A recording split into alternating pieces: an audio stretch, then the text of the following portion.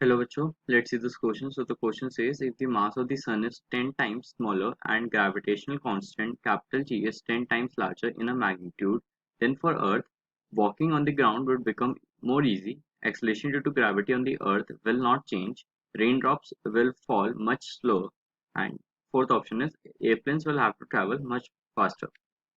So the key concept of the question is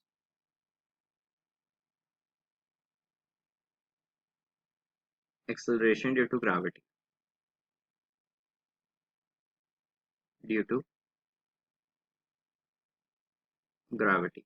जो acceleration due to gravity मतलब small G है उसकी जो फॉर्मूला होता है capital G M upon R का स्क्वायर।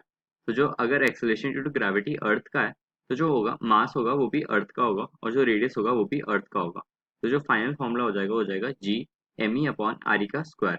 तब हमें बोला जा रहा है mass of the sun is 10 times smaller and gravitational constant G is 10 time larger. तो जो जी डैश होगा हमारा कैपिटल जी डैश 10 टाइम्स होगा कैपिटल जी के और मास ऑफ द सन होगा मास एम एस डैश बराबर होगा मास ऑफ द सन के 10 टाइम्स मतलब एम एस अपॉन 10।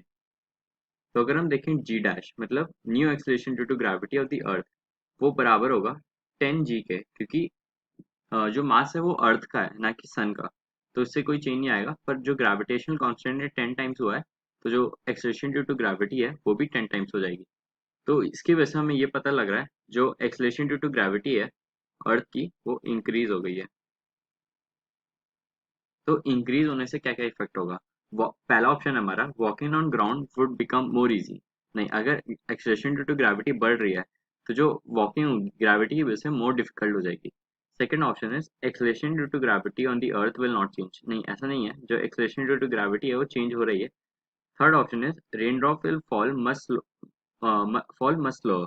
तो इसके लिए हमें देखना पड़ेगा टर्मिनल वेलोसिटी पे डिपेंड होता है कि ड्रॉप किस स्पीड में फॉल कर रही है। तो जो टर्मिनल वेलोसिटी का जो फॉर्मूला होता है वो होता है 2/9 R square rho minus sigma into G upon ईटा।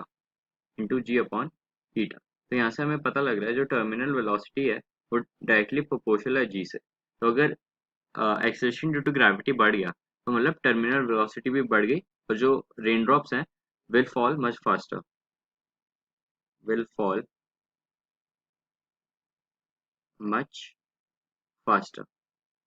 पर क्वेश्चन में हमें मच स्लोअर कह रहा है तो ये भी गलत है।